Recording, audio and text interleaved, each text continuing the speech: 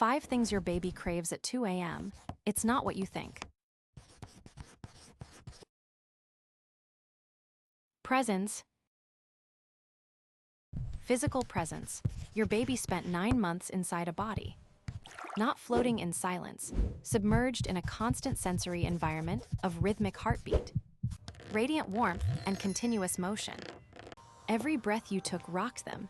Every step you walked was a lullaby they didn't have to ask for. When that baby wakes at 2 in the morning, the first assumption most parents make is hunger. But research tells a different story. A study on neonatal separation found that babies removed from skin-to-skin contact with their mothers showed autonomic nervous system activity up to 176% higher than babies who remained in contact.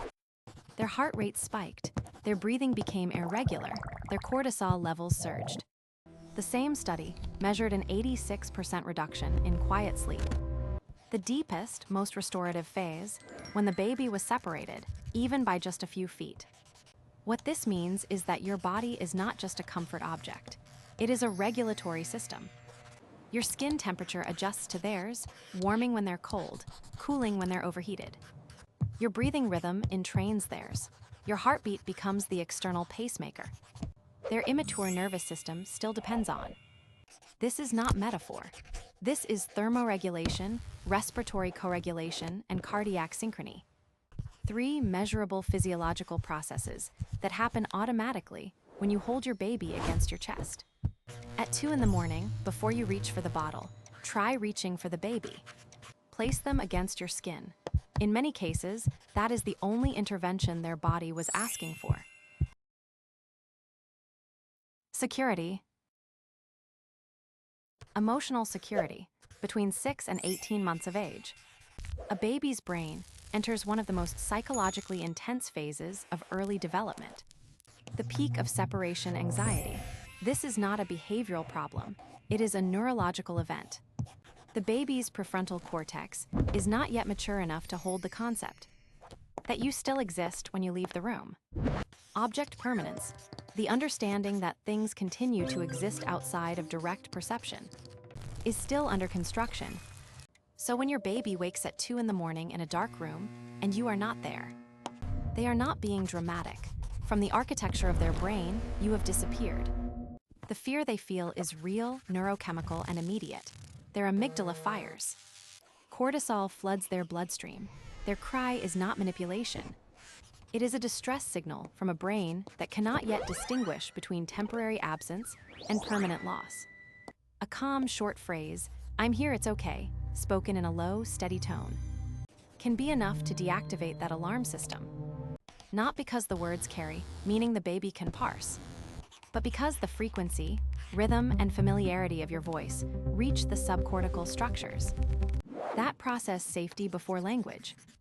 Decades of attachment research, beginning with Bowlby and confirmed through longitudinal studies at the University of Minnesota, have demonstrated that babies whose distress signals are consistently answered develop what is clinically called secure attachment. These children show higher emotional resilience, better stress regulation, and stronger social competence years later.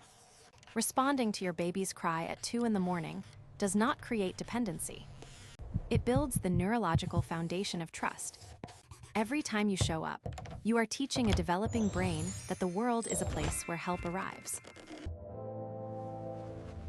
Womb sounds.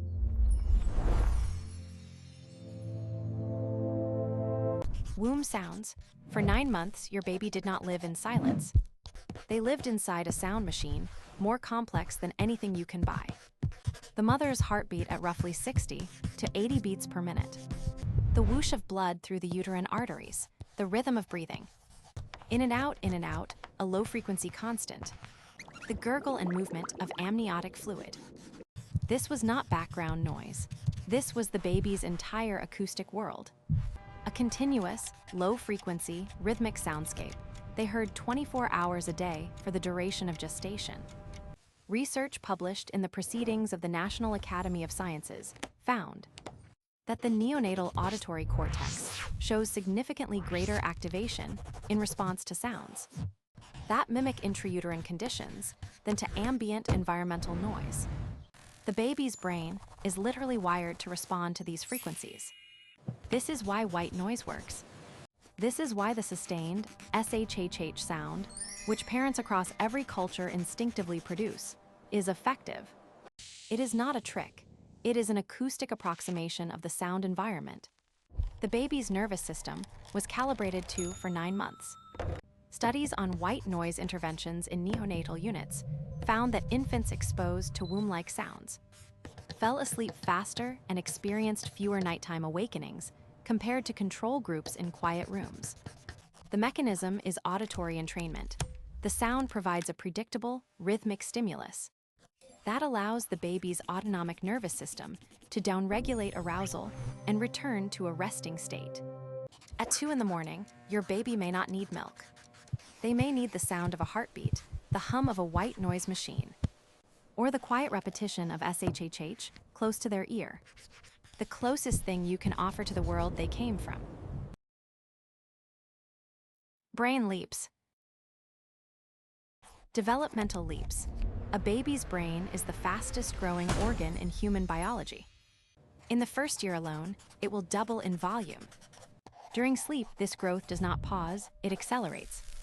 The brain consolidates new neural pathways, prunes unused connections, and integrates the sensory and motor experiences absorbed during waking hours.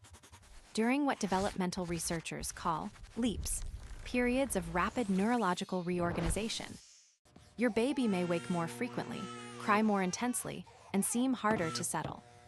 This is not regression. This is the opposite of regression. The baby's brain is literally rewiring itself to support a new capability. Babbling, reaching, crawling, standing. And much of that processing happens during sleep, which means the baby wakes because their brain is working, not because their stomach is empty.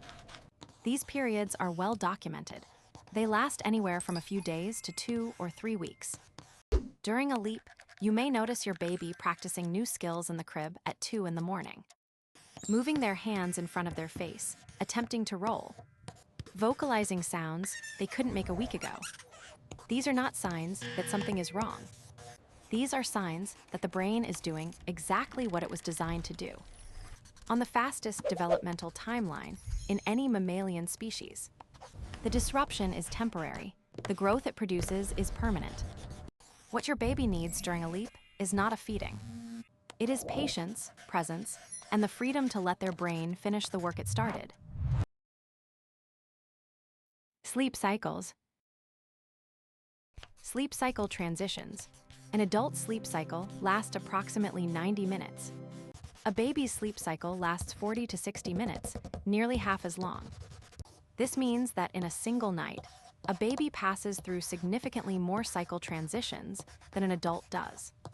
At each transition, the baby moves from deep sleep into light sleep, a brief window where partial arousal is normal, expected, and biologically programmed. During this window, the baby may shift position, make sounds, open their eyes briefly, or even cry for a few seconds. Most parents, hearing these sounds on the monitor, interpret them as hunger and intervene immediately. Picking the baby up, offering the breast or bottle, turning on a light. But in a significant number of cases, the baby was not awake. They were in the shallow trough between 2 sleep cycles. And given 10 to 15 seconds of stillness, they would have descended back into deep sleep on their own. Intervening during this microarousal pulls the baby fully into wakefulness, creating the very problem the parent was trying to solve. Sleep researchers call this learned signaling. When a baby who would otherwise self-settle begins to associate the transition point with parental intervention and starts requiring it at every cycle boundary. This does not mean you should never respond to your baby at night. It means that when you hear a sound at 2 in the morning, pause, count to 15, watch. If the sounds escalate, go. If they taper, the baby is doing exactly what their biology built them to do. Navigating the bridge between one sleep cycle and the next. Sometimes the most powerful thing you can do at 2 in the morning is nothing at all. The next time your baby wakes in the dark, before you assume it's hunger, pause and read what their body is actually telling you. The video on screen right now covers the things in your baby's room that are silently destroying their sleep, and most parents have no idea they're there.